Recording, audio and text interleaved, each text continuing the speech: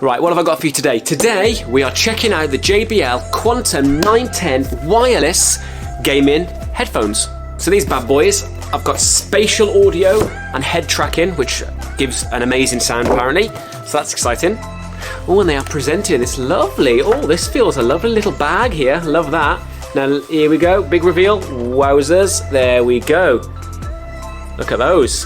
Got these big old memory pads here, which already feel comfortable, and I'm not even put them on. And these are 50mm drivers inside, which is absolutely epic. So let's try these on. Wow, they are not only comfortable, but they feel lovely. I don't know if you've noticed, but this here is the microphone. And you probably can't hear that, but it comes with this curious little click, which is muting it as you push it up or down. If you want to plug and play and charge it, you've got your USB-C. You can plug it straight in with the jack, and you can connect them with this handy little Bluetooth device here. But if you open this up here, you can also connect it using the USB-C, so you can connect it to your phone. Let me turn my lamp off. Hold on. Look at these. How sick is that? So yeah, so these are the Quantum 910 JBL headphones. Give them a shot.